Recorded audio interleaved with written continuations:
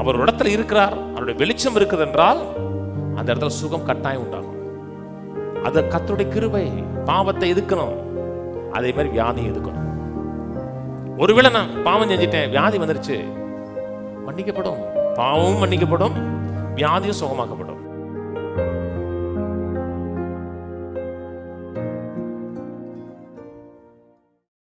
அவன் 5ஆம் அதிகாரத்தில் ஒரு மனுஷன் 38 வருஷமா வியாதியாக இருக்கான். வியாதியே 38 வருஷம்.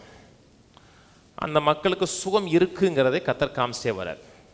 சுகம் ஓய்ந்து போகலை, சுகம் இருக்குங்கிறதுக்கு ஒரு தேவதூதன் மூலமாக அப்பப்போ இதை சாமிச்சிட்டு வரார். ஒரு இதை இங்கே படுத்துருக்கிறான், 38 வருஷமாக வியாதியாக இருக்கிறான். அவனை கர்த்தர் சுகமாக்குறார். அந்த பெதஸ்தா குளத்தில் வச்சு சுகமாக்குறார். கர்த்தர் ஒரு அற்புதத்தை காமிக்கிறார். எத்தனை பேர் இருந்தாங்க, அவனை மட்டும் சுகமாக்குனார். அதான் லீடிங். அவனை மட்டும்தான் சுகமாக்குனார். இயேசு பூமியில் இருக்கும்போது 7 வாரத்தை ஆப்ரேட் பண்ணார். 8ஆவது வாரத்தையும் 9ஆவது வாரத்தையும் அவர் ஆப்ரேட் பண்ணலை. அவர் காலத்தில் அது கொடுக்கப்படலை. தேவனாக இருந்தாலும் கொடுக்கப்படலை. அவருக்கு அந்நிய பாஷை பேசுகிறதும் பற்பல பாஷைகளை வியாக்கியானம் பண்ணுறது கொடுக்கப்படலை. முதல் 7 கிஃப்ட் இருந்துச்சு. அவனை பார்த்து சொல்கிறாரு, நீ சுகமாக விரும்புறியான்னு கேட்குறாரு. என்ன சொல்லணும் அவன்? ஐயா அது தான் ஏன் விரும்புகிறேன் என்னணும். அவன் கதை சொல்கிறான். பேச்சு ரொம்ப நாள் பேசாமல் வந்துட்டான் இருக்க. பேச்சு துணைக்கு ஆளுன்னு ஒரு ஆள் கிடச்சிட்டாரு. நான் உங்களுக்குள்ள தான் போக நினச்சேன், அதுக்கு முன்னாடி ஒருத்தன் போயிடான் அப்படின்னு கதை பேசுகிறாரு. ஆனால் அவருக்கு சுகமாக விரும்புகிறாருங்கிறது பெர்சீவ் பண்ணிட்டார். உன் படுக்கை எடுத்துக்கொண்டு வாசிங்களை 7 வாசிப்போம்.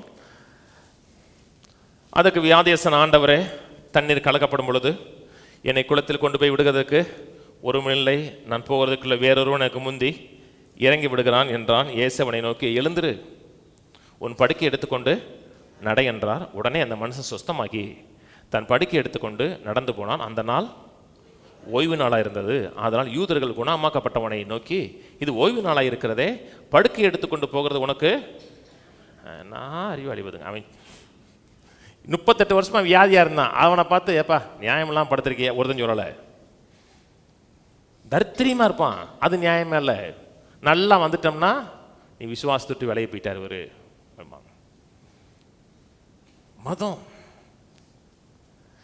எந்த நாளாக இருந்தான், நாங்கள் சுகமாயிட்டான்ல, உனக்கு நியாயம் இல்லை என்றார்கள். அவன் அவர்களுக்கு பிரதியுத்தரமாக, என்னை சொஸ்தமாக்கினவர் உன் படுக்கை எடுத்துக்கொண்டு நட என்று எனக்கு சொன்னார் என்றான். அதற்கு அவர்கள், உன் படுக்கை எடுத்துக்கொண்டு நடவென்று உனக்கு சொன்ன மனுஷன் யார் என்று அவனிடத்தில் கேட்டார்கள். சொஸ்தமாக்கப்பட்டவன் அவர் இன்னார் என்று. அதான் கர்த்தருடைய இரக்கம். இயேசு யாருன்னு அவனுக்கு தெரியாதுங்க. இவர் மாம்சத்தில் வெளிப்பட்ட தேவன் யார் முன்ன பண்ண பார்த்துக்கல நினைக்கிறேன். அவனையும் பாராட்டலாம். முன்ன பண்ண தெரியாத ஒரு ஆளை பார்த்து எடுஞ்சோன்னா படக்கம் தச்சு போகிறாம இருக்க. அந்த அட்மாஸ்பியர், ஃபெய்த் அட்மாஸ்பியரில் இருந்திருக்கான். ஒபே பண்ணுறான், சுகமாகி போயிட்டான். 13 சொஸ்தமாக்கப்பட்டவன் இன்னார் என்று அறியவில்லை.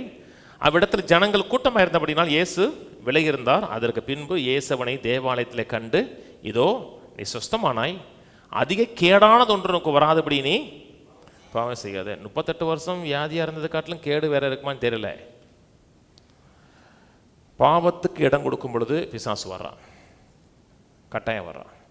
இரக்கம் இருக்கிறதுனால நான் எப்படினாலும் வாழலான்னு கிடையாது. நான் எப்படினாலும் வாழ்ந்தோம்னா பிசாசுக்கு நான் டோர் ஓப்பன் பண்ணி கொடுத்துருவேன். நான் சொல்கிறது புரியுதுங்களா? அப்போது தவறிட்டேன்னா எனக்கு இறக்கம் கிடைக்காதா? எத்தனை முறை இறக்கம் உண்டு. பிசாசுக்கு இடம் கூடாமல் வாழணும்.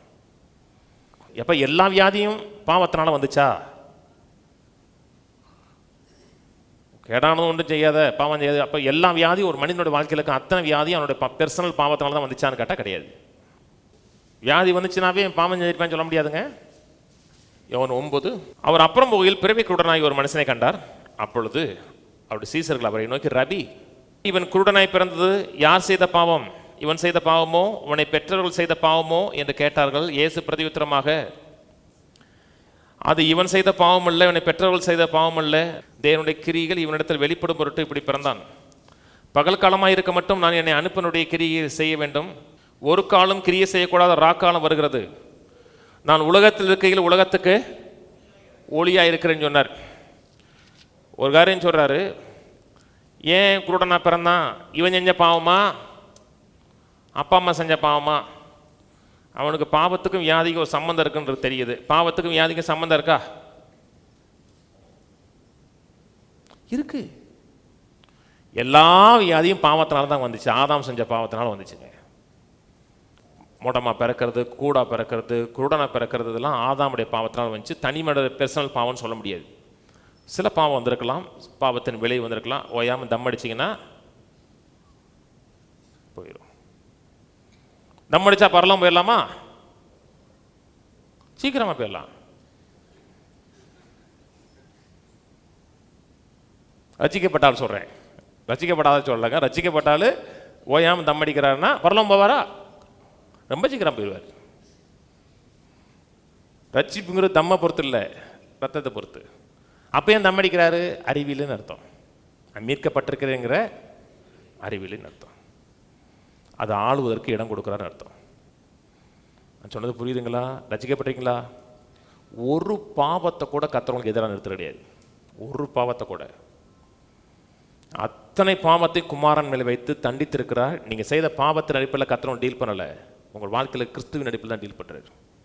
அவர் சொல்கிறார், ஒருவரும் கிரியை செய்யக்கூடாத இராக்கால வரும், நான் இங்கே இருக்கிறேன், நான் உலகத்துக்கு வெளிச்சமாக இருக்கிறேன்.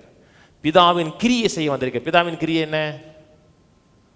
சுகமாக்குறது, நன்மை செய்கிறவராய் சுற்றி தெரிந்தான் இருக்கு. 18 வருஷம் வியாதியாக இருந்த ஒரு பெண்ணை பார்த்து சொன்னார், ஆபிரகாமின் குமாரத்தியா இவளை நான் விடுவிக்க வேண்டியது அவசியம் இல்லை வேண்டார். அதான் அது பிதாவின் கிரியை. அவர் ஒரு இடத்துல இருக்கிறார், அவருடைய வெளிச்சம் இருக்குது என்றால் அந்த இடத்துல சுகம் கட்டாயம் உண்டாகும். அது கர்த்தருடைய கிருபை. பாவத்தை எதுக்கணும், அதே மாதிரி வியாதியும் எதுக்கணும். ஒருவேளை நான் பாவம் செஞ்சிட்டேன், வியாதி வந்துருச்சு, மன்னிக்கப்படும். பாவமும் மன்னிக்கப்படும், வியாதியும் சுகமாக்கப்படும். யாக்கோபு 5 சொல்றாரு பார்த்தீங்களா, உங்களில் ஒருவன் வியாதிப்பட்டால் சபையின் மூப்பரை வரவேற்பாக, அவன் என்னை புசி ஜெபம் பண்ணுவார், விசுவாசம் உள்ள ஜெபம் நிற்கும். அவன் பாவம் செய்தவனானால் அது அவனுக்கு அட்ட ஸ்ட்ரோக்ல பாவமும் மன்னிக்கப்படுகிறது, வியாதியும் சுகமாகுது. ஏன்னா அவனுடைய கிரியின் அடிப்படையில் அவருடைய இரக்கம். அதாவது வேதம் சொல்லுது, பாவம் பெருகு நடத்தல் கிருமி அதிகமாக பெருகு. எதுக்கு பாவம் செய்யறதுக்கா? அந்த பாவத்தினுடைய அடிச்சுவடுகளோடு இல்லாத அளவுக்கு மேற்கொள்ள வைக்கிறார். கிருபையை படிங்க, இரக்கத்தை படிங்க. எந்த காரியம் வந்தாலும் ஆண்டவரே என் மேலே இரக்கமா இருங்க, என் மேலே கிருபையா இருங்க சொல்லி பாருங்க. உங்களுக்கு வாசல் திறக்கப்படும், அனுகூலங்கள் திறக்கப்படும், ஒத்தாசைகள் திறக்கப்படும். வெற்றி வந்த உடனே நான் என்று சொல்வதற்கு ஒன்றுமில்லை, முழுக்க முழுக்க தேவனுடைய கிருபை, தேவனுடைய இரக்கம்.